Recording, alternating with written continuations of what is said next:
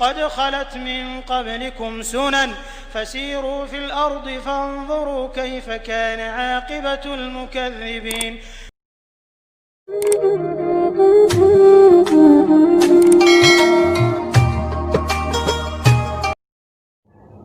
الحمد لله رب العالمين والعاقبة للمتقين والصلاة والسلام على سائر الأنبياء والمرسلين أما بعد أعوذ بالله من الشيطان الرجيم بسم الله الرحمن الرحيم ولقد آتينا إبراهيم رشده من قبل وكنا به عالمين إذ قال لأبيه وقومه ما هذه التماثيل التي أنتم لها عاكفون رب اشرح لي صدري ويسر لي أمري واحلل عقدة من لساني يفقهوا قولي. محترم ناظرین و سامعین و حاضرین کرام، السلام علیکم ورحمۃ اللہ وبرکاتہ. آپ تمام کو وحدت امت ٹی وی پر خیر مقدم ہے. اللہ رب العالمین نے حضرت ابراہیم علیہ السلام جنہیں ابو الانبیاء کہا جاتا ہے، ابو البشر حضرت آدم علیہ السلام کو کہا گیا کیونکہ تمام انسانوں کے باپ تھے، اور ابراہیم علیہ السلام کو ابو الانبیاء کہا گیا ہے کیونکہ تمام نبیوں کے باپ ہیں. اللہ رب العالمین نے انہیں اپنا خلیل بنایا، اس لیے انہیں خلیل اللہ بھی کہا جاتا ہے. حضرت ابراہیم علیہ السلام کا نام نامی قرآن مجید کی 25 صورتوں میں 69 دفعہ آیا ہے. سورۃ البقرہ میں 15 مرتبہ آیا ہے. آیت نمبر 124 125 میں 2 دفعہ، 126 127 130 132 133 135 136 140 258 میں 3 مرتبہ ابراہیم علیہ السلام کا نام آیا ہے. اور اسی طرح سے آیت نمبر 260 سورہ آل عمران میں آیت نمبر 33 آیت نمبر 65 آیت نمبر 67 آیت نمبر 68 آیت نمبر 84 آیت نمبر 95 آیت نمبر 97. سورۃ النساء آیت نمبر 54 آیت نمبر 125 میں 2 مرتبہ آیا ہے. آیت نمبر 163. سورہ انعام آیت نمبر 74 آیت نمبر 75 آیت نمبر 83 آیت نمبر 161. سورہ التوبہ آیت نمبر 70 آیت نمبر 114 میں 2 مرتبہ آیا ہے. سورہ ہود آیت نمبر 69 74 75 76. سورہ یوسف آیت نمبر 6 38. سورہ ابراہیم آیت نمبر 53. سورہ الحجر آیت نمبر 51 معاف کیجیے گا سورہ ابراہیم آیت نمبر 35. سورہ حجر آیت نمبر 51. سورہ النحل آیت نمبر 120 123. سورہ مریم 41 46 58. سورہ انبیاء 51 60 62 69. سورۃ الحج آیت نمبر 26 43 78. سورہ الشعراء آیت نمبر 69. العنکبوت 16 31. الاحزاب 7. الصافات 83 104 109. سورہ صاد آیت نمبر 45. الشورى 13. الزخرف 26. الزاریات 24. النجم 37. الحدید 26. الممتحنہ آیت نمبر 4 میں 2 دفعہ آیا ہے. الاعلیٰ آیت نمبر 19. کل 69 جگہ پر اللہ رب العالمین نے 25 صورتوں کے اندر حضرت ابراہیم علیہ السلام کا ذکر فرمایا ہے. حضرت ابراہیم علیہ السلام کے متعلق قرآن مجید میں بہت ساری آیتوں میں اللہ رب العالمین نے ان کی تبلیغ، ان کی لوگوں کے ساتھ، قوم کے ساتھ بحث و مباحثہ کا ذکر فرمایا ہے. اللہ رب العالمین نے سورہ الانبیاء آیت نمبر 51 سے 72 کے درمیان فرمایا، بلا شبہ ہم نے ابراہیم کو پہلے ہی سے ہدایت سے نواز رکھا تھا اور ہم اسے خوب جانتے تھے. جب اس نے اپنے باپ اور اپنی قوم سے پوچھا ان بتوں اور مجسموں میں کیا خوبی ہے جو تم ان کے سامنے جھکتے ہو، قوم کے لوگ کہنے لگے ہم نے اپنے آبا و اجداد کو ان کی پوجا کرتے پایا ہے. ابراہیم علیہ السلام کہنے لگے کوئی شک نہیں کہ تم اور تمہارے آبا و اجداد واضح طور پر گمراہی میں مبتلا ہیں. وہ لوگ کہنے لگے کیا تو سچ کہتا ہے یا صرف ہنسی مذاق کر رہا ہے؟ وہ کہنے لگے حقیقت تو یہ ہے کہ تمہارا رب وہ ہے جس نے آسمانوں اور زمینوں کو پیدا کیا ہے، اور میں اس بات پر تمہارے سامنے گواہی دیتا ہوں۔ ابراہیم علیہ السلام نے اس طرح سے ان کے سامنے پورا مکالمہ پیش کیا، اور اللہ کی قسم میں تمہارے جانے کے بعد تمہارے بتوں سے ضرور 2 ہاتھ کروں گا۔ پھر اس نے بتوں کو پاش کر دیا، البتہ بڑے بت کو چھوڑ دیا تاکہ وہ اس سے آ کر پوچھیں۔ قوم کے لوگ آئے تو کہنے لگے ہمارے معبودوں کے ساتھ یہ سلوک کس نے کیا ہے؟ یقیناً وہ بہت بڑا ظالم ہے۔ پھر خود ہی کہنے لگے ہم نے ایک نوجوان کو بتوں کا تذکرہ کرتے ہوئے سنا تھا، اس کا نام ابراہیم ہے، اسے لوگوں کے سامنے لاؤ، حاضر کرو تاکہ لوگ دیکھ لیں کہ ہم کیا کرتے ہیں۔ انہوں نے پوچھا ابراہیم ہمارے بتوں کے ساتھ سلوک تو نے کیا ہے؟ ابراہیم علیہ السلام کہنے لگے اس بڑے بت نے کیا ہوگا، لہذا انہیں سے پوچھ لو اگر یہ بتا سکتے ہیں۔ وہ سر جھکا کر سوچنے لگے اور آپس میں کہنے لگے حقیقت تو یہی ہے کہ تم ہی ظالم ہو، یعنی ہم ہی لوگ ظالم ہیں۔ پھر شرمندہ ہو کر کہنے لگے تجھے اچھی طرح پتا ہے کہ یہ بولتے نہیں۔ ابراہیم علیہ السلام نے کہا کیا تم اللہ تعالیٰ کو چھوڑ کر ان کی پوجا کرتے ہو جو تمہیں کچھ نفع دے سکتے نہیں ہیں اور نہ ہی نقصان دے سکتے ہیں؟ افسوس تم پر اور تمہارے معبودوں پر، کیا تمہیں ذرہ پر بھی عقل نہیں؟ مگر وہ ڈھٹائی سے کہنے لگے کہ ابراہیم کو آگ میں جلا دو اور اپنے معبودوں کی مدد کرو اگر تم کچھ کر سکتے ہو۔ اللہ رب العالمین فرماتا ہے کہ ادھر ہم نے فرما دیا ہے آگ ابراہیم کے لیے ٹھنڈے اور سلامتی بن جا۔ انہوں نے تو اپنے طور پر ابراہیم کے خلاف بڑا منصوبہ بنایا تھا، مگر ہم نے ان کو مکمل طور پر ناکام کر دیا۔ پھر ہم نے ابراہیم اور لوط کو ان سے بچا کر اس علاقے میں بھیج دیا جس میں ہم نے دنیا جہان والوں کے لیے برکات رکھی ہیں۔ وہاں ہم نے اس کو نہ صرف بیٹا اسحاق بلکہ پوتا یعقوب بھی عطا فرمایا، اور ان سب کو نیک اور صالح بنایا۔ اللہ رب العالمین نے دوسری جگہ ارشاد فرمایا جب ابراہیم نے اپنے باپ آزر سے کہا کیا آپ بے جان مورتیوں کو معبود بناتے ہیں؟ میں سمجھتا ہوں کہ آپ اور آپ کی قوم موضع گمراہی میں پھنسے ہوئے ہیں۔ ہم اس طرح ابراہیم کو آسمان و زمین کے حقائق دکھاتے رہتے تھے تاکہ وہ یقین رکھنے والوں میں شامل ہو جائے، اور ایسا ہی ایک واقعہ اس وقت ہوا جب رات چھا گئی تو اس نے ایک ستارہ دیکھ کر کہا۔ ابراہیم علیہ السلام نے کہا یہ میرا رب ہو سکتا ہے، لیکن جب ڈوب گیا تو ابراہیم علیہ السلام نے کہا میں ڈوب جانے والوں کو پسند نہیں کرتا۔ پھر جب چاند کو چمکتے دیکھا تو ابراہیم علیہ السلام نے کہا یہ میرا رب ہو سکتا ہے، لیکن جب وہ بھی غروب ہو گیا تو کہنے لگے اگر میرے رب نے میری رہنمائی نہ فرمائی تو میں سیدھے راستے تک نہ پہنچ سکوں گا۔ پھر جب سورج کو چمکتے دیکھا تو ابراہیم علیہ السلام نے کہا یہ میرا رب ہے، یہ ان سے بڑا ہے، لیکن جب وہ بھی غروب ہو گیا تو ابراہیم علیہ السلام نے کہا اے میری قوم میں ان تمام چیزوں سے بری ہوں جن کو تم نے اللہ کا شریک بنا رکھا ہے۔ میں تو ان سب کو چھوڑ کر اپنا چہرہ سیدھا کرتا ہوں اس ذات کی طرف جس نے تمام آسمان و زمین پیدا فرمائے، اور میں مشرک نہیں۔ اس کی قوم نے اس سے بہت جھگڑا کیا تو ابراہیم علیہ السلام نے کہا کیا تم مجھ سے اللہ تعالیٰ کے بارے میں جھگڑ رہے ہو؟ حقیقت یہ ہے کہ اللہ تعالیٰ نے مجھے سیدھی راہ دکھا دی ہے، اور مجھے ان چیزوں سے کوئی ڈر نہیں جنہیں تم نے شریک بنا رکھا ہے، اللہ یہ کہ اللہ تعالیٰ مجھے نقصان پہنچانا چاہے۔ میرے رب کے علم نے ہر چیز کا احاطہ کر رکھا ہے، کیا تم نصیحت حاصل نہیں کرتے؟ میں تمہارے شریکوں سے کیسے ڈر سکتا ہوں جبکہ تم نہیں ڈرتے؟ کہ تم نے اللہ تعالیٰ کے ساتھ ان چیزوں کو شریک بنا رکھا ہے جن کے بارے میں اللہ تعالیٰ نے کوئی دلیل نازل نہیں فرمائی۔ اگر تمہیں کچھ بھی علم ہے تو بتاؤ ہم دونوں میں سے کون سا فریق مطمئن اور بے خوف ہونے کا حقدار ہے؟ یقیناً وہ لوگ جو ایمان لائے اور انہوں نے اپنے ایمان کو شرک سے آلودہ نہیں کیا انہی کے لیے امن ہے اور وہی ہدایت یافتہ ہیں۔ یہ حجت اور دلیل ہم نے ابراہیم کو اس کی قوم کے خلاف سمجھائی تھی۔ اللہ رب العالمین فرماتا ہے یہ حجت اور دلیل ہم نے ابراہیم کو اس کی قوم کے خلاف سمجھائی تھی، ہم جسے چاہتے ہیں بلند درجات عطا کرتے ہیں، بلا شبہ تیرا رب بہت حکمت و دانش اور سب کچھ جاننے والا ہے۔ سورہ انعام آیت نمبر 74 سے 83۔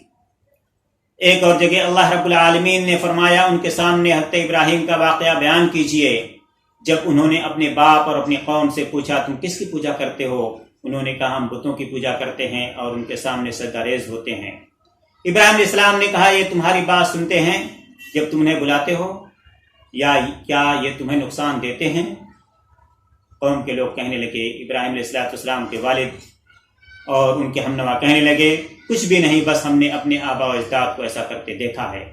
ابراہیم علیہ السلام نے کہا پھر سن لو کہ جن کے تم یا تمہارے آبا و اجداد پوجا کرتے رہے یہ سب میرے دشمن ہیں سوائے اس ذات کے جو تمام جہان کا پالن ہار ہے، جس نے مجھے پیدا کیا اور میرے رہنمائی کرتا رہا، مجھے کھلاتا پلاتا ہے اور جب میں بیمار ہو جاتا ہوں تو مجھے شفا بھی دیتا ہے، جو مجھے موت دے گا پھر زندگی دے گا، اور جس سے مجھے توقع ہے کہ قیامت کے دن میرے گناہ معاف کرے گا۔ اے میرے رب، مجھے حکمت عطا فرما اور نیک لوگوں سے ملا، اور بعد میں آنے والوں میں میرا ذکر خیر برقرار رکھ۔ مجھے نعمتوں والی جنت کا وارث بنا، میرے باپ کو بخش دے، بلا شبہ گمراہ ہے۔ جس دن لوگ قبروں سے اٹھیں گے مجھے رسوا نہ کرنا، جس دن مال اور بیٹے کچھ فائدہ نہ دیں گے مگر اس شخص کو جو اللہ تعالیٰ کے پاس قلب سلیم لے کر جائے گا۔ سورۃ الشعراء آیت نمبر 69 سے 89 کا ترجمہ۔ ایک اور جگہ اللہ رب العالمین نے حضرت ابراہیم علیہ السلام کے بارے میں فرمایا، تصور کیجئے جب ابراہیم علیہ السلام نے دعا کی، اے میرے پروردگار، اس شہر مکہ کو امن کا گہوارہ بنانا، مجھے اور میری اولاد کو بتوں کی پوجا سے محفوظ رکھنا۔ اے میرے رب، بتوں نے بہت سے لوگوں کو گمراہ کیا ہے، لہذا جو شخص میری پیروی کرے گا تو یقیناً وہ مجھ سے تعلق رکھے گا، اور جو میری نافرمانی کرے گا وہ تیرے سپرد ہوگا، اور تو بہت معاف کرنے والا، نہایت رحم کرنے والا ہے۔ اے ہمارے رب، میں نے اپنی اولاد میں سے ایک بیٹے کو تیرے قابل احترام گھر کے پاس ایک بے آب و گیا وادی میں لا ٹھہرایا ہے، تاکہ وہ اور اس کی نسل قامت صلاۃ کا فریضہ سر انجام دیں، لہذا لوگوں کے دل ان کی طرف مائل فرما دے، اور ان کو پھلوں والا رزق عطا فرما تاکہ وہ شکر گزار بنے۔ اے ہمارے رب، تو جانتا ہے جو بھی ہم چھپائیں یا ظاہر کریں، اور حقیقت یہ ہے کہ آسمان و زمین کی کوئی چیز اللہ تجھ پر مخفی نہیں۔ اللہ کا شکر ہے جس نے مجھے اس بڑھاپے میں اسماعیل اور اسحاق عطا فرمایا۔ بلا شبہ میرا رب خوب دعائیں سننے والا ہے۔ اے میرے رب کریم، مجھے نماز کا پابند بنا، اور میری اولاد کو بھی۔ اے ہمارے رب، میری دعائیں قبول فرما۔ اے ہمارے رب، جس دن حساب کتاب ہوگا مجھے، میرے ماں باپ اور ایمان لانے والوں کو معاف فرما دینا۔ سورہ ابراہیم آیت نمبر 35 سے 41 کا ترجمہ۔ اسی طرح سے اللہ رب العالمین نے سورہ ہود آیت نمبر 69 سے 76 کے درمیان فرمایا، بلا شبہ ہمارے بھیجے ہوئے فرشتے ابراہیم کے پاس خوشخبری لے کر آئے اور سلام کہا۔ ابراہیم نے جوابی سلام کہا، اور تھوڑی دیر بعد ایک بنا ہوا بچڑا لے کر آئے، لیکن جب دیکھا کہ ان کے ہاتھ کھانے کی طرف نہیں بڑھ رہے تو انہیں دشمن سمجھا اور خوفزدہ ہوئے۔ ابراہیم علیہ السلام سے فرشتے کہنے لگے، مت گھبرائیے، ہمیں تو حضرت لوط کی قوم کو ہلاک کرنے کے لیے بھیجا گیا ہے۔ ابراہیم علیہ السلام کی بیوی پاس کھڑی تھی، وہ ہنس دیں۔ ہم نے فرشتوں نے اسے اسحاق اور اس کے بعد یعقوب کی خوشخبری دی۔ وہ کہنے لگی، ہائے افسوس، کیا میں اس بڑھاپے میں بچہ جنوں گی جبکہ میرا یہ خاوند بھی بوڑھا ہو چکا ہے؟ بلا شبہ یہ عجیب بات ہوگی۔ فرشتے کہنے لگے، کیا تو اللہ کے فیصلے پر تعجب کرتی ہے؟ نبی کے گھر والوں، تم پر اللہ تعالیٰ کی رحمت اور برکتیں ہوں، بلا شبہ وہ قابل تعریف اور بڑی شان والا ہے۔ جب ابراہیم سے گھبراہٹ دور ہوئی اور خوشخبری سن چکا تو قوم لوط کے بارے میں فرشتوں سے بحث کرنے لگا۔ بلا شبہ ابراہیم بہت نرم دل، اللہ کے ڈر سے رونے والا اور اللہ کی طرف رجوع کرنے والا تھا۔ فرشتوں نے کہا، جناب ابراہیم، اس بحث کو چھوڑیے، آپ کے رب کا حکم آ چکا ہے، ان پر بہر صورت عذاب آ کر رہے گا، رکے گا نہیں۔ اللہ رب العالمین نے ان تمام باتوں کو سورہ ہود آیت نمبر 69 سے 76 کے درمیان ذکر فرمایا ہے۔ حضرت ابراہیم علیہ السلام جنوب عراق میں پیدا ہوئے اور کلدان شہر ار میں رہے۔ آپ کے والد کا نام آزر بن ناہور تھا۔ بعض لوگ کہتے ہیں کہ دراصل آپ کا چچا تھا، اور عرب لوگ چچا کو باپ کہہ لیا کرتے تھے۔ کوفے کے علاقے کی ایک بستی کوسا کے تعلق رکھتے تھے۔ کوسا بابل یا ورقہ میں پیدا ہوئے۔ حضرت ابراہیم علیہ السلام کو آگ میں جلانے کا واقعہ کوسا ہی میں ہوا۔ اس جلانے والے ہنگامے کے فروغ ہونے کے بعد جزیرہ کے شمالی عراق حران میں چلے گئے، پھر وہاں سے فلسطین چلے گئے۔ آپ کے ساتھ آپ کی بیوی سارہ اور بھتیجا لوط علیہ السلام بھی تھے۔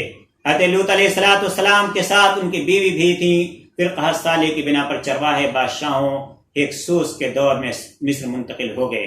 پھر حضرت لوط علیہ السلام کے ساتھ جنوبی فلسطین میں لوٹ آئے اور محبت اور رشتہ داری قائم رکھتے ہوئے الگ الگ رہائش رکھی تاکہ ہر ایک کو اپنے مویشیوں کے لیے گھاس اور پانی مل سکے۔ حضرت ابراہیم علیہ السلام بیر سبا میں اور حضرت لوط علیہ السلام بحیرہ مدار کے جنوب میں رہنے لگے، جسے بحیرہ لوط بھی کہا جاتا ہے۔ پھر حضرت ابراہیم علیہ السلام اپنی دوسری زوجہ محترمہ ہاجرہ کے ساتھ مکہ مکرمہ گئے۔ ان کے ساتھ ان کے شیرخوار حضرت اسماعیل بھی تھے۔ حضرت ابراہیم علیہ السلام تو ان دونوں کو اس بے آب و گیاہ وادی میں ٹھہرا کر واپس چلے گئے۔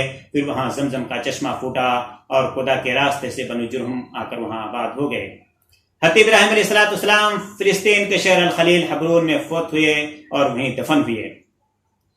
حضرت ابراہیم علیہ السلام اصل عربی خالص عربی زمانہ کے تھے، یعنی حضرت ابراہیم علیہ السلام کا زمانہ خالص عربی زمانہ تھا جس کا یہودیوں کے زمانے سے کوئی تعلق نہیں۔ قرآن مجید نے بھی اسی طرف توجہ دلائی ہے۔ قرآن مجید میں ارشاد باری تعالیٰ ہے، اہل ایمان، اے اہل کتاب، تم ابراہیم کا نام لے کر کیوں جھگڑتے ہو؟ معاف کیجیے گا، اہل کتاب یا اہل الکتاب، اہل کتاب تم ابراہیم کا نام لے کر کیوں جھگڑتے ہو، جبکہ تورات و انجیل تو اس کے بعد بہت بعد نازل ہوئی ہیں، کیا تمہیں عقل نہیں؟ تم جو عجیب لوگ ہو، اس چیز کے بارے میں تو جھگڑتے ہی رہتے ہو جس کا تمہیں علم ہے، اس چیز کے بارے میں کیوں جھگڑتے ہو جس کا تمہیں سرے سے علم ہی نہیں؟ حقیقت یہ ہے کہ اللہ تعالیٰ جانتا ہے، تم نہیں جانتے۔ سنو، ابراہیم یہودی نہیں تھے نہ عیسائی تھے، بلکہ وہ تو خالص مسلمان تھے، وہ مشرک بھی نہیں تھے۔ سورہ آل عمران آیت نمبر 65 سے 67۔ باقی رہا سامی اور غیر سامی تو یہ صرف فرضی نام ہے، اس کی تاریخی لحاظ سے کوئی حقیقت نہیں ہے۔ یہ لفظ ایک جرمن مستشرق A.L. شلوتسر نے گڑھا اور اسے اپنی تصنیف فہرست الادب التوراتی و شرقی میں ذکر کیا۔ یہ 1781 کی بات ہے۔ اسلام کو قبول کرنا یا اس پر خاموشی اختیار کرنا گمراہی اور جہالت ہے، اور جھوٹے صہیونی دعووں کی تصدیق کرنے کے مترادف ہے۔ یہودیوں کے تو مخصوص مقاصد ہیں جو اہل علم پر مخفی نہیں، نیز ہم ان کا مشاہدہ فی الوقت مغرب یورپ میں خصوصاً اور ساری دنیا میں عموماً کرتے رہتے ہیں۔ حضرت ابراہیم علیہ السلام کو ابو الانبیاء یعنی نبیوں کا باپ کہا جاتا ہے، جیسا کہ میں نے شروع میں بتایا، کیونکہ ان کے بعد آنے والے نبی انہی کی نسل سے مبعوث ہوئے۔ ابراہیم خلیل اللہ کا سلسلہ نسب بائبل میں یوں بیان کیا گیا ہے: ابراہیم بن تارخ یعنی آزر، بن ناحور، بن سروج، بن رعو یعنی ارغو، بن فالح، بن عابر، بن شالح، بن ارفخشد، بن سام، بن نوح علیہ السلام۔ ارفخشد کا دوسرا نام ارفخشاز بھی لکھا جاتا ہے، لیکن یہ سلسلہ نسب بہت مختصر اور نامکمل ہے، کیونکہ ابراہیم علیہ السلام اور نوح علیہ السلام کے درمیان تقریباً 3000 سال کا فاصلہ ہے۔ حضرت ابراہیم علیہ السلام کے والد تارخ کا لقب آدار یا آزر تھا۔ آدار کالدی یا کلدانی زبان میں بڑے پجاری کو کہتے ہیں، اور عربی میں یہی نام آزر کہلایا۔ تارخ چونکہ بت پرست، بت تراش اور سب سے بڑا پجاری تھا، اس لیے آزر کے نام سے مشہور ہو گیا۔ اس لقب نے نام کی جگہ لے لی تھی، لہذا قرآن کریم نے بھی ان کو اسی نام سے پکارا۔ حضرت ابراہیم علیہ السلام کی پیدائش۔ حضرت ابراہیم علیہ السلام جنوبی عراق میں کوسا کے مقام پر پیدا ہوئے۔ بعض ان کی جائے پیدائش بابل یا الورقہ قرار دیتے ہیں، جبکہ قصص القرآن میں لکھا ہے کہ ابراہیم علیہ السلام شمالی عراق کے شہر فدان آرام میں پیدا ہوئے تھے، اور معجم البلدان میں صاحب معجم البلدان نے لکھا ہے کہ فدان آرام الجزیرہ شمالی میسوپوٹیمیا میں حران کے نواح میں ہے۔ کہا جاتا ہے کہ ابراہیم خلیل اللہ یہیں پیدا ہوئے، اور صحیح تر یہ ہے کہ ان کی جائے پیدائش بابل کی سرزمین میں ہے۔ ابراہیم علیہ السلام کی قوم بت پرست تھی۔ جب حضرت ابراہیم علیہ السلام پر بتوں کا باطل ہونا اور اللہ کی وحدانیت آشکار ہو گئی تو انہوں نے سب سے پہلے اپنے والد آزر کو اسلام کی تلقین کی، اس کے بعد عوام کے سامنے اس دعوت کو عام کیا، اور پھر بادشاہ وقت نمرود سے مناظرہ کیا اور اس پر واضح کر دیا کہ ربوبیت اور الوہیت صرف معبود واحد اللہ تعالیٰ کے لیے سزاوار ہے۔ اس کے باوجود قوم قبول حق سے منحرف رہی، حتیٰ کہ بادشاہ نے انہیں آگ میں جلانے کا حکم صادر کر دیا، مگر اللہ تبارک و تعالیٰ نے آگ کو ابراہیم علیہ السلام کے لیے ٹھنڈی اور سلامتی والی بنا دیا، اور دشمن اپنے ناپاک ارادوں کے ساتھ ذلیل و رسوا ہوئے۔ یہ واقعہ کوسا میں پیش آیا تھا۔ حران کی طرف ہجرت۔ حضرت ابراہیم علیہ السلام نمرود سے بچ نکلے تو عراق سے ہجرت کا ارادہ کیا، چنانچہ وہ اپنے والد آزر اور قوم کو چھوڑ کر جنوب عراق میں دریائے فرات کے دائیں کنارے کی بستی اور کلدانیہ چلے گئے، جسے تاریخ میں صرف ار یا ار کہا جاتا ہے۔ یہاں کچھ عرصہ قیام کیا اور پھر اپنی اہلیہ سارہ علیہ السلام اور بھتیجے لوط علیہ السلام کے ہمراہ شام کے شہر حران یا حاران روانہ ہو گئے، جو جنوبی ترکی میں واقع ہے۔ حران ار سے تقریباً 1000 کلومیٹر شمال مغرب میں الجزیرہ میں واقع ہے۔ ابن عینہ سے روایت ہے کہ ابراہیم علیہ السلام حران جاتے ہوئے قادسیہ سے گزرے اور اسے شاداب پایا، یا انہیں ایک بڑھیا ملی جس نے آپ کا سر دھو دیا۔ اس پر ابراہیم علیہ السلام نے اسے دعا دی کہ تو اس سرزمین میں پاکیزہ ٹھہری ہے، اسی وجہ سے اس قصبے کا نام قادسیہ پڑ گیا۔ کوفہ۔ حضرت ابراہیم علیہ السلام کی جائے پیدائش کوسا بابل کے شمال مشرق میں تھا. بابل سے اس کا فاصلہ تقریباً 40 کلومیٹر بنتا ہے. موجب البلدان میں کوسا کے متعلق لکھا ہے کہ نہر کوسا کے کنار واقع تھا جو بنو ارفخشد بن سام بن نوح میں کوسا نامی شخص سے موسوم تھی. وہ ابراہیم علیہ السلام کی والدہ بونا بنت کرنبا بن کوسا کے دادا تھے. نہر کوسا فرات سے نکالی گئی پہلی نہر تھی. مشہور تابعی حضرت عبیدہ سلمانی رضی اللہ تعالیٰ عنہ نے حضرت علی رضی اللہ تعالیٰ عنہ کے کہتے ہوئے سنا کہ ہم کوسا کے نبتی ہیں، اور حضرت عبداللہ ابن عباس رضی اللہ تعالیٰ عنہ سے بھی یہ قول مروی ہے کہ ہم خاندان قریش نبتی کوسا کی ایک شاخ ہیں. اس سے ان کی مراد یہ تھی کہ قریش حضرت ابراہیم علیہ السلام کی نسل سے ہیں جو کہ کوسا کے نبتی تھے. عہد فاروق میں فتح قادسیہ کے بعد سعد بن وقاص رضی اللہ تعالیٰ عنہ کے حکم پر زہرہ بن جوع نے کوسا کے تاریخی شہر پر حملہ کیا اور وہاں کے حاکم شہریار کو قتل کر کے شہر پر قبضہ کر لیا. مقامی روایت کے مطابق یہ وہی جگہ تھی جہاں نمرود نے حضرت ابراہیم علیہ السلام کو قید کیا تھا.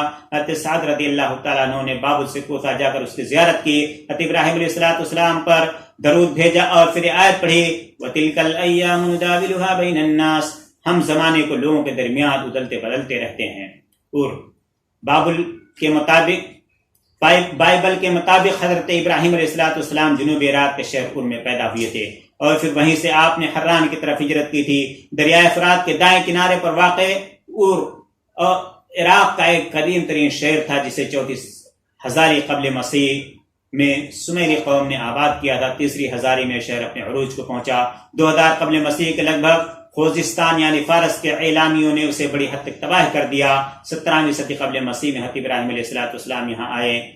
کلدانی بادشاہوں کے عہد 626 قبل مسیح تا 539 قبل مسیح میں اور نے ایک بار پھر شہرت حاصل کی، حتیٰ کہ ایرانی شہنشاہ کوروش کبیر یا خورس یا سائرس آدم یا ذوالقرنین نے اسے فتح کر لیا. اس کے بعد اور بتدریج زوال کی نظر ہو گیا. کلدانی حکمرانوں کی نسبت سے اسے ار کلدانیہ بھی کہا جاتا ہے. انگریز محقق لیونارڈ اولے نے 1922 میں اور کے کھنڈرات دریافت کیے جو الناصریہ شہر کے بالمقابل دریائے فرات کے جنوب میں تقریباً 20 کلومیٹر کے فاصلے پر ہیں. بابل سے اور تقریباً 225 کلومیٹر جنوب میں ہے اور ان دنوں تل المقیر کہلاتا ہے. بابل تاریخی شہر وسطی عراق میں دریائے فرات کے مشرقی کنارے پر آباد تھا. اس کے کھنڈر الحلہ نامی شہر کے شمال میں ملتے ہیں. اسے سمیری قوم نے آباد کیا تھا. 2000 قبل مسیح کے لگ بھگ بابل کی پہلی سلطنت فلیپولی یہی نمرود املیس حکمران تھا جس کے حکم پر ابراہیم علیہ السلام کو آگ میں ڈالا گیا. حمورابی 1711 سے لے کر کے 1669 قبل مسیح بابل کا عظیم حکمران تھا جس نے تاریخ میں پہلی بار ایک باقاعدہ آئین نافذ کیا. بابل کی کلدانی سلطنت 626 سے 539 قبل مسیح کے دوران پروان چڑھی جس کا مشہور ترین بادشاہ بخت نصر تھا جس نے 586 قبل مسیح میں ہیکل سلیمانی مسمار کیا تھا. اس سے پہلے سخارب اشورا نے 689 قبل مسیح میں بابل کو تباہ کیا تھا. شاہ فارس کوروش کبیر یعنی ذوالقرنین نے 539 قبل مسیح میں بابل پر قبضہ کیا اور سکندر اعظم یونانی نے 331 قبل مسیح میں بابل فتح کیا اور یہیں 323 قبل مسیح میں سکندر کی وفات ہوئی. بابل قدیم زمانے کا غالب نوائی شہر ہے جسے ہو بہو اثر نو تعمیر کیا گیا ہے. شہر کی فصیل بنا کر اس کے وسط میں اشتار گیٹ بنایا گیا. یہاں 30-40 فٹ گلی کے دونوں طرف 3-4 منزلہ مکانات تعمیر کیے گئے ہیں اور اس سے معلوم ہوتا ہے جیسے مکعب کمرے کے اوپر دوسرا مکعب کمرہ رکھا گیا ہو. گویا ملک سبا کی طرح بابل کے مکانات بھی مکمل مکعب شکل کے ہوتے تھے یعنی ان کی لمبائی چوڑائی اور اونچائی برابر ہوتی تھی. بابل میں بخت نصر نے 600 قبل مسیح کے لگ بھگ معلق باغات تعمیر کیے تھے یعنی جسے انگلش میں ہینگی گارڈن کہا جاتا ہے جو قدیم دنیا کے 7 عجائبات میں شمار ہوتے ہیں اور مشہور ہیں. حران یہ شہر جنوبی ترکی میں شام کی سرحد کے قریب بلیخ دریا پر واقع ہے جو دریائے فرات کا معاون ہے. حضرت ابراہیم علیہ السلام اور سے ہجرت کر کے حران یا حران چلے آئے تھے. حضرت سارہ اور حضرت لوط علیہ السلام اور ان کی اہلیہ ابراہیم علیہ السلام کے ہمراہ تھے. ایک مدت یہاں قیام کے بعد انہوں نے حلب کی راہ لی تھی. عہد فاروق میں ایاز بن غنم رضی اللہ تعالیٰ عنہ کے ہاتھوں حران فتح ہوا. مشہور طبیب ثابت بن قرہ اور مفسر قرآن ابو جعفر الخازن کا تعلق حران سے تھا. آج کل حران کی آبادی 10-12 ہزار ہے. جغرافیائی لحاظ سے حران الجزیرہ دجلے فرات دجلہ و فرات کا درمیانی علاقہ میں واقع ہے۔ اس کا نام حضرت ابراہیم علیہ السلام کے بھائی ہاران یا حاران کے نام پر رکھا گیا تھا، جس نے اس کی بنیاد رکھی تھی۔ یہ بھی کہا جاتا ہے کہ طوفان نوح کے بعد سب سے پہلے جو شہر بسا وہ حران تھا۔ حلب شمالی شام کا تاریخی شہر یورپی زبانوں میں ایلوپو ALEPPO کہلاتا ہے۔ یہ حران سے تقریباً 300 کلومیٹر کے فاصلے پر دمشق جانے والی شاہراہ پر واقع ہے۔ اس کی آبادی 13 لاکھ سے زائد ہے۔ معجم البلدان کے مطابق اس کا نام حلب یعنی دودھ اس لیے رکھا گیا کہ حضرت ابراہیم علیہ السلام یہاں قیام کے دوران بھیڑ بکریاں دھوا کرتے تھے اور دودھ فقیروں میں بانٹ دیا کرتے تھے، تب فقراء حلب حلب پکارتے جمع ہو جاتے تھے۔ حلب کے قلعہ میں آج بھی 2 مقامات حضرت ابراہیم علیہ السلام سے منسوب ہیں جن کی زیارت کی جاتی ہے۔ قلعہ حلب میں ایک صندوق میں حضرت یحییٰ بن زکریا علیہ السلام کے سر کا ایک حصہ دفن ہے۔ حلب حضرت عیاض بن غنم فہری رضی اللہ تعالیٰ عنہ کے ہاتھوں فتح ہوا۔ باب الجنان کے پاس مبینہ طور پر مشہد علی بن ابی طالب رضی اللہ عنہ ہے، جس کی نشاندہی کسی خواب میں کرائی گئی تھی۔ باب الیہود کے پاس ایک پتھر ہے جو مسلمانوں، یہودی اور عیسائیوں سب کے لیے زیارت گاہ ہے، اور کہا جاتا ہے اس کے نیچے پاس انبیاء کی قبریں ہیں۔ فلسطین اس خطے زمین کے شمال میں لبنان، شمال مشرق میں شام، مشرق میں اردن اور بحیرہ مردار، مغرب میں بحیرہ روم، جنوب میں خلیج عقبہ اور جنوب مغرب میں صحرائے سینا مصر واقع ہیں۔ دریائے اردن فلسطین اور اردن کے مابین حد فاصل ہے۔ ماضی میں فلسطین شام کا ایک حصہ ہوتا تھا۔ کہا جاتا ہے کہ اس کا نام فلسطین بن سام بن ارم بن سام بن نوح علیہ السلام کے نام پر رکھا گیا۔ یہ فلسطین بن لوخیم بن صدقیہ بن کنعان بن حام بن نوح کے نام سے موسوم ہے۔ یہ بھی کہا جاتا ہے کہ فلسطی یا فلسطی تے یا توئے سے قوم 13ویں صدی قبل مسیح میں اناطولیہ یا جزیرے کریٹ سے آ کر بحیرہ روم کے ساحل پر اسقلان اور غزہ کے درمیان آباد ہوئی۔ انہوں نے کنعانیوں کو نکال باہر کیا جو 3000 قبل مسیح سے آباد تھے۔ فلسطینیوں کے نام پر اس علاقے کو فلسطین کہا جانے لگا، جبکہ یہ پہلے کنعان کہلاتا تھا۔ حضرت ابراہیم علیہ السلام 1800 قبل مسیح کے لگ بھگ فلسطین میں آئے تھے۔ فلسطین کا زیادہ تر علاقہ پہاڑی ہے اور میدانی کم ہے۔ اس کے ساحلی شہروں میں عکا، حیفا، قیصاریہ اور تل ابیب یافا شامل ہے۔ ماضی کے فلسطینی شہر یافا کا نام اب تل ابیب یافا ہے۔ بیت المقدس یا القدس فلسطین کے وسط میں واقع ہے، جو مسلمان، عیسائی اور یہودیوں تینوں کے نزدیک مقدس ہے۔ دوسرے مشہور شہر الخلیل، نابلس، جنین، رام اللہ، بیر سبا، غزہ، بیت جبرین، خان یونس اور اسقلان ہے۔ اسقلان حافظ ابن حجر اسقلانی رحمۃ اللہ علیہ کا شہر ہے۔ بیت اللحم میں حضرت عیسیٰ علیہ السلام پیدا ہوئے تھے، اور اریحا جریکو کے بارے میں کہا جاتا ہے کہ دنیا کا قدیم ترین مسلسل آباد شہر ہے جو تقریباً 7000 سال سے آباد ہے۔ فلسطین کا علاقہ زیادہ تر پہاڑی ہے۔ ان میں جبال الخلیل، جبال کرمل، جبال نابلس اور جبال الجلیل مشہور ہیں۔ یہاں رومی خطے کے پھل بکثرت پائے جاتے ہیں۔ جنوب کے علاقے میں صحرائے نقب ہے۔ فلسطین کا جنوبی گوشہ خلیج عقبہ سے جا لگتا ہے، جہاں اسرائیلی بندرگاہ ایلات، اردنی بندرگاہ عقبہ کے بالمقابل واقع ہے۔ بحیرہ مردار یا میت یا بحر میت دنیا کا پست ترین مقام ہے، جو عالمی سطح سمندر سے 1200 فٹ نیچے ہے۔ حضرت ابراہیم علیہ السلام حران سے حلب کے راستے فلسطین پہنچے تھے۔ یہاں وہ جبل بیت المقدس پر مقیم رہے، پھر مصر تشریف لے گئے تھے اور ایک عرصہ بعد فلسطین لوٹ آئے اور بیر سبا میں قیام فرمایا۔ اس ہجرت کے دوران میں حضرت لوط علیہ السلام بھی ان کے ہمراہ تھے۔ تاریخی طور پر اردن کا دارالحکومت عمان بھی فلسطین میں شمار ہوتا ہے۔ فلسطین میں 10ویں صدی قبل مسیح میں حضرت داؤد اور حضرت سلیمان علیہ السلام کی سلطنت قائم ہوئی تھی، جو 930 قبل مسیح میں اسرائیل اور یہودیہ 2 سلطنتوں میں بڑھ گئی۔ اسرائیل کو 721 قبل مسیح میں اشوریوں نے اور یہودیوں کو 586 قبل مسیح میں بخت نصر نے تباہ کر دیا۔ یہ مختلف زمانے میں فلسطین پر مصری، اشوری، کلدانی، بابلی، ایرانی، یونانی اور رومی حکمران رہے، حتیٰ کہ 634 عیسوی میں خلیفہ ثانی حضرت عمر رضی اللہ تعالیٰ عنہ کے عہد میں مسلمانوں نے حضرت ابو عبیدہ بن جراح رضی اللہ تعالیٰ عنہ کی قیادت میں فلسطین فتح کر لیا۔ 1197 سے 10,098 عیسوی کے دوران یورپی صلیبی فلسطین پر قابض رہے۔ 1516 عیسوی سے 1918 تک فلسطین عثمانی ترک سلطنت میں شامل رہا۔ پہلی جنگ عظیم کے دوران برطانیہ نے اس پر تسلط جما لیا اور پھر ایک سازش کے تحت یہودیوں کو غاسمانہ طور پر یہاں بسایا، جن کی آبا و اجداد کو 1780 سال پہلے بت پرست رومی شہنشاہ ہیڈرین نے جلا وطن کر دیا تھا۔ آخرکار برطانوی اور امریکی سرپرستی میں صہیونی یہودی مئی 1948 عیسوی میں فلسطین میں اسرائیل کے نام سے اپنی مملکت قائم کرنے میں کامیاب ہو گئے۔ اس سے پہلے اقوام متحدہ نے دھاندلی سے کام لیتے ہوئے فلسطین کو مسلمانوں اور یہودیوں میں تقسیم کر دیا تھا، مگر اسرائیلیوں نے 3-4 جنگوں میں اسرائیل کو ساتھ دے کر پورے فلسطین پر تسلط جما لیا، جبکہ 40 لاکھ سے زائد مسلمان جنہیں یہودیوں نے شخص دہشت گردی کے ذریعے سے ان کے گھروں سے نکال دیا، کیمپوں میں تکلیف دہ زندگی بسر کرنے پر مجبور رہے۔ فلسطین کا رقبہ 27,000 مربع کلومیٹر ہے۔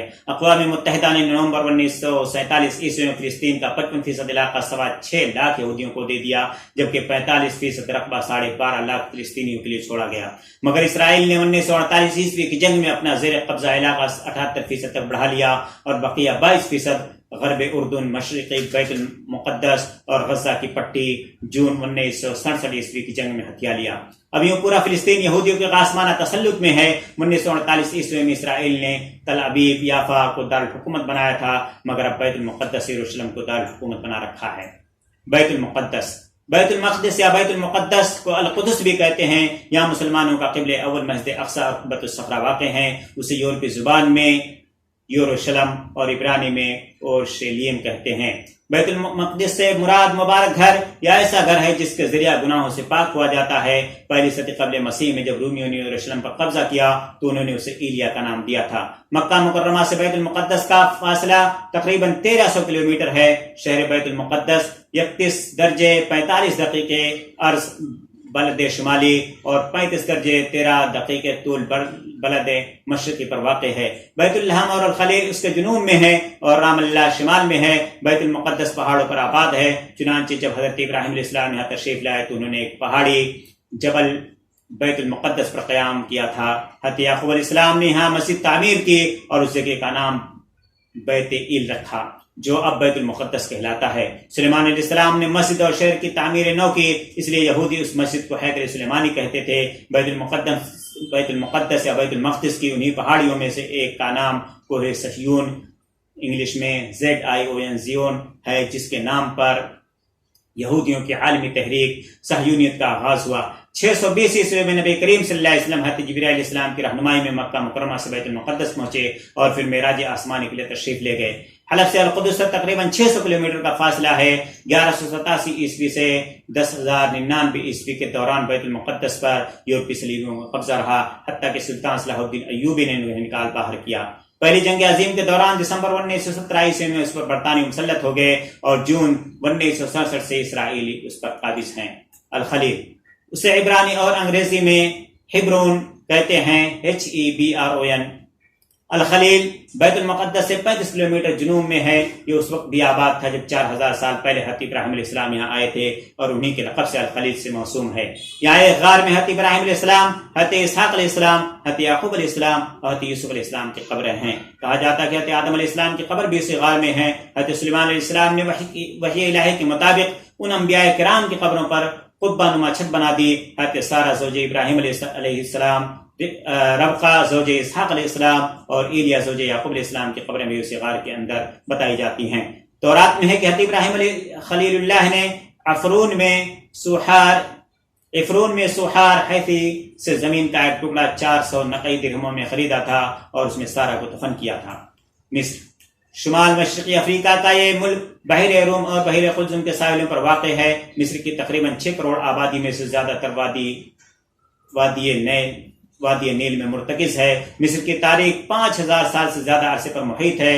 3100 قبل مسیح کے لگ بھگ بالائی اور زیری مصر کی بادشاہتیں شاہ مینوس کے تحت متحد ہو گئیں، جو مصر کے 31 شاہی خانوادوں میں سے پہلے خانوادے کا بانی ٹھہرا۔ موجود بلدان کے مطابق مصر کا نام مصر ایم بن حام بن نوح علیہ السلام کے نام پر رکھا گیا۔ مصر کی قدیم بادشاہت 2575 سے لے کر کے 2134 قبل مسیح میں اہرام تعمیر ہوئے۔ اس کا دارالحکومت ممفس تھا۔ وسطی بادشاہت 2040 سے 1640 قبل مسیح کے زمانے میں حضرت ابراہیم علیہ السلام مصر گئے تھے۔ پھر ہکسوس چرواہے بادشاہوں کے دور میں بنی اسرائیل یوسف اور ان کے بھائی مصر پہنچے۔ نئی بادشاہت 1550 سے 10,070 قبل مسیح کا دارالحکومت تھیبس تھا، جہاں 13ویں صدی قبل مسیح میں فرعون بادشاہ یعنی رامسیس ثانی کے گھر میں حضرت موسیٰ علیہ السلام نے پرورش پائی، اور اس کے بیٹے فرعون منفتاح نے حضرت موسیٰ علیہ السلام کی دعوت کو ٹھکرایا۔ آخرکار منفتاح بحر قلزم میں غرق ہوا اور حضرت موسیٰ علیہ السلام بنی اسرائیل کو واپس فلسطین لے آئے۔ مصر پر 34 صدی قبل مسیح سے یونانی اور پہلی صدی قبل مسیح سے رومی حکمران رہے۔ رومی عیسائیوں نے 642 عیسوی مسلمانوں نے مصر چھین لیا رومی عیسائیوں سے 642 عیسوی مسلمانوں نے مصر چھین لیا تھا۔ فاتح مصر حضرت عمرو بن عاص رضی اللہ تعالیٰ عنہ تھے۔ 969 عیسوی سے 1071 تک مصر فاطمی عبیدی خلفاء کے تسلط میں رہا۔ 1517 میں یہ عثمانی سلطنت کا حصہ بن گیا۔ 1869 میں نہر سویز جاری کی گئی جس نے بحر قلزم کو بحر روم سے ملا دیا۔ 1882 سے 1936 عیسوی تک مصر پر برطانیہ کا تسلط رہا، یہاں تک کہ اسے آزادی مل گئی۔ ممفس مصر کا قدیم دارالحکومت ممفس بابلیون تھا، جسے شاہ مینوس نے 3100 قبل مسیح کے لگ بھگ دارالحکومت بنایا تھا، اگرچہ اس سے بہت پہلے حضرت ادریس علیہ السلام نے اسے بابلیون کا نام دیا تھا۔ ممفس کو منف بھی کہتے ہیں۔ یہ مصر کے صوبہ جیزہ میں دریائے نیل کے مغربی کنارے پر واقع ہے اور قاہرہ سے 30 کلومیٹر جنوب میں ہے۔ 1550 قبل مسیح میں نئی بادشاہت کا دارالحکومت، اگرچہ بالائی مصر میں طیبہ یا تھیبس قاہرہ سے 675 کلومیٹر جنوب میں منتقل ہو گیا تھا، مگر مدتوں ممفس کی مذہبی تجارت کی اور جنگی اہمیت برقرار رہی۔ ممفس کے شمال میں جیزہ کے اہرام اور جنوب میں سقارہ کے اہرام استادہ ہیں۔ جیزہ یہ قاہرہ فسطاط کے بالمقابل دریائے نیل کے مغربی کنارے پر ممفس کے شمال میں واقع ہے۔ اس کے مغرب میں کچھ فاصلے پر فراعنہ مصر کے مخروطی مقابر یعنی اہرام اور ابو الہول واقع ہیں۔ جیزہ صوبائی سطح مقام ہے اور اس کی آبادی 13 لاکھ سے زیادہ ہے۔ حضرت عمرو بن عاص رضی اللہ تعالیٰ نے اسکندریہ سے واپس آ کر لشکر کا ایک حصہ جیزہ میں تعینات کیا تھا اور پھر اس کے بالمقابل دریا پار فسطاط شہر آباد کیا تھا۔ مصر اور مصر الجدیدہ مصر اگرچہ بطور ملک ہی مشہور رہا، مگر مشہور مستشرق بٹلر کی رائے میں کم از کم رومی شہنشاہ ڈائیوکلیٹین 284 عیسوی سے 305 عیسوی کے عہد میں دریائے نیل کے دائیں کنارے پر بعد کے بابلیون کے جنوب میں مصر نامی شہر آباد تھا، تاہم مسلمانوں کی فتح مصر کے وقت کسی شہر کا نام مصر نہ تھا۔ اگرچہ 7ویں صدی عیسوی کے آخر حصے میں بابلیون اور حضرت عمرو بن عاص رضی اللہ تعالیٰ عنہ کے بنا کردہ شہر فسطاط میں سے کسی ایک یا دونوں پر مصر شہر کا اطلاق ہونے لگا، حتیٰ کہ 10ویں صدی عیسوی میں جب قاہرہ آباد ہوا تو اسے مصر القاہرہ کہنے لگے اور فسطاط کو مصر القدیمہ کہا جانے لگا۔ مقریسی اور مسعودی نے فسطاط مصر یعنی شہر کو ارض مصر ملک سے ممیز کیا ہے، الگ کیا ہے، جدا کیا ہے۔ جہاں قاہرہ ہے وہاں عہد اسلام سے پہلے دریائے نیل کے مشرقی کنارے پر دنین نامی قلعہ اور شہر تھا، یہی بعد میں مقص کہلایا۔ حضرت عمرو بن عاص رضی اللہ تعالیٰ عنہ نے 20 ہجری میں اسے فتح کر کے قلعے کے باہر جہاں اپنا خیمہ فسطاط نصب کیا تھا، وہیں فسطاط نامی شہر آباد کر کے اسے خلافت اسلامیہ کے صوبے مصر کا دارالحکومت بنایا تھا۔ فسطاط ان دنوں قاہرہ کے اندر واقع ہے جہاں مسجد عمر موجود ہے۔ یاد رہے مقص، فسطاط اور قاہرہ نیل کے بائیں یعنی مشرقی کنارے پر آباد ہوئے، جبکہ بابلیون یا جیزہ دریا کے دائیں یعنی مغربی کنارے پر آباد تھے۔ حضرت ابراہیم علیہ السلام جب مصر گئے ان دنوں بابلیون ہی مصر کا دارالحکومت تھا۔ مصر الجدیدہ قاہرہ سے 8-10 کلومیٹر شمال مشرق میں واقع ہے، جہاں سے دریائے نیل کا ڈیلٹا شروع ہوتا ہے۔ ماضی قدیم میں اسے ہیلیوپولس کہا جاتا ہے، یہ یونانی نام ہے جس کے معنی ہے سورج کا شہر، کیونکہ یہاں سورج دیوتا کا مندر تھا۔ ہیلیوپولس کو اب عین شمس کہا جاتا ہے اور مصر الجدیدہ کا ایک حصہ یہاں قدیم دور کا ستون ہے جہاں قلوپترا کی سوئیاں کہا جاتا ہے۔ بیت المقدس سے عین الشمس کا فاصلہ تقریباً 450 کلومیٹر بنتا ہے۔ مصر الجدیدہ کی آبادی 5 لاکھ سے زیادہ ہے۔ بیر سبا مصر سے واپس آ کر حضرت ابراہیم علیہ السلام جنوبی فلسطین کے شہر بیر سبا میں مقیم ہے، جو غزہ کے پٹی کے شہر رفح سے 50 کلومیٹر مشرق میں واقع ہے۔ الخلیل سے اس کا فاصلہ تقریباً 50 کلومیٹر اور قدس سے 75 کلومیٹر ہے۔ یہاں 7 کنویں تھے۔ اللہ تعالیٰ نے مصر کی حکومت سے واپس آ کر یہیں مقیم رہے اور کہا جاتا کہ عبداللہ بن عمرو بن عاص نے ہی وفات پائی۔ ان دنوں بیر سبا اسرائیل کا ہم فوجی مرکز ہے اور اسے انگریزی میں بیر شبا BERSHEBA لکھا جاتا ہے۔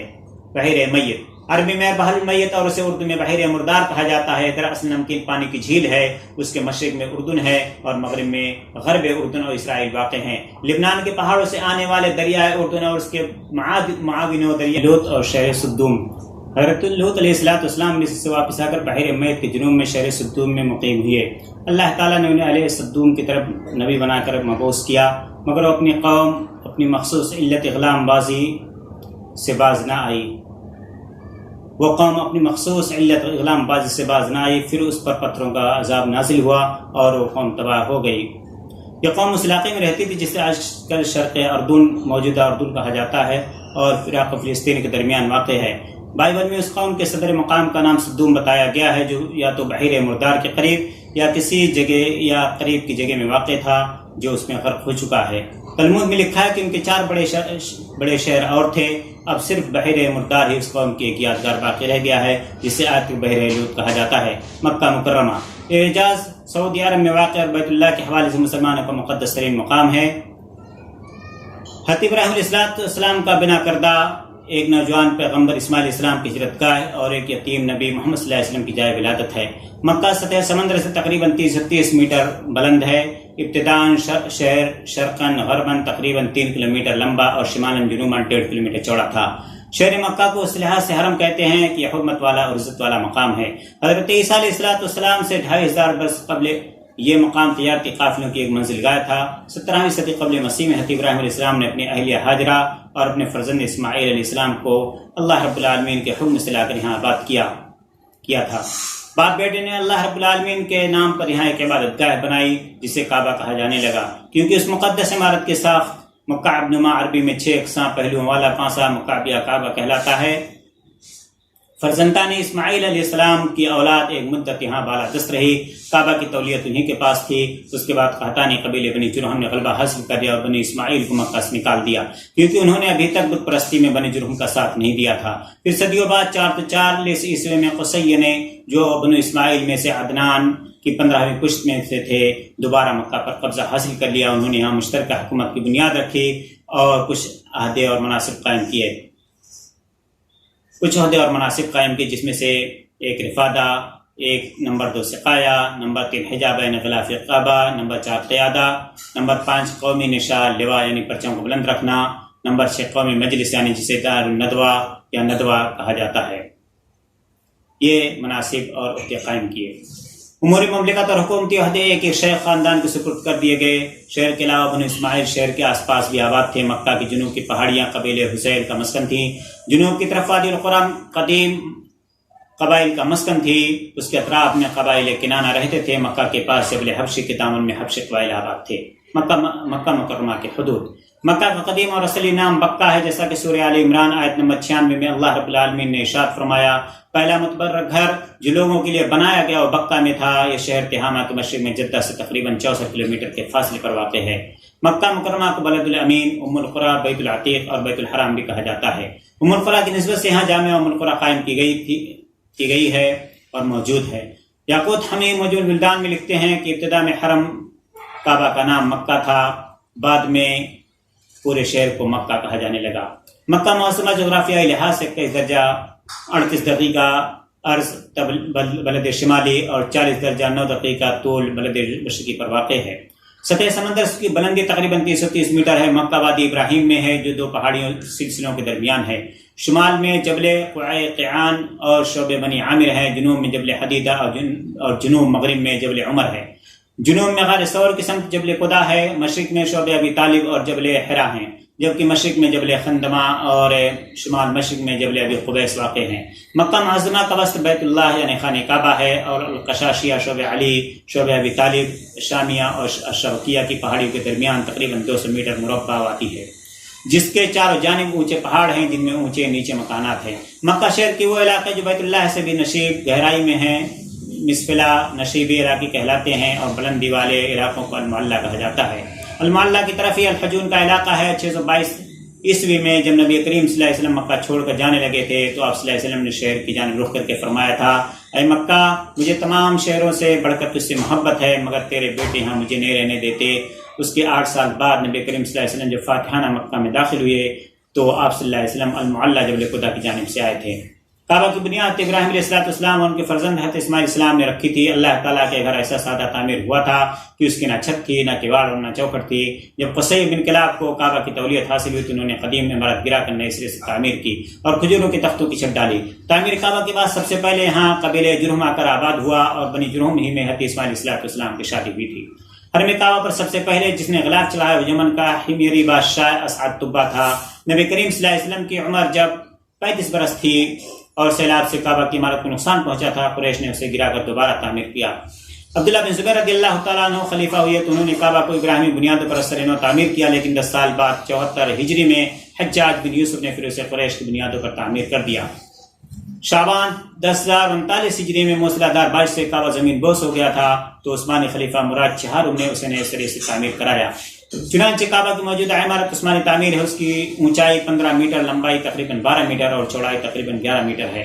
صفا اور مروہ یہ وہ 2 پہاڑیاں ہیں جن کے درمیان حضرت اسماعیل علیہ السلام کی والدہ ہاجرہ پانی کی تلاش میں سعی بھاگ دوڑ کرتی رہی تھیں اور انہی کی یاد تازہ کرنے کے لیے آج کل حاجی حضرات ان کے درمیان سعی کرتے ہیں۔ یہ تھا قرآن کریم میں ذکر کیے گئے حضرت ابراہیم علیہ السلام کے واقعے سے متعلق ان مقامات کا خلاصہ، مختصر تعارف۔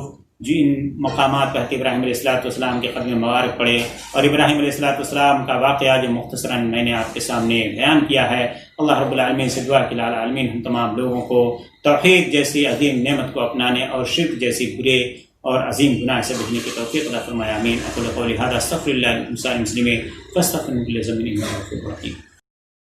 آتے تو زمانے میں اندھے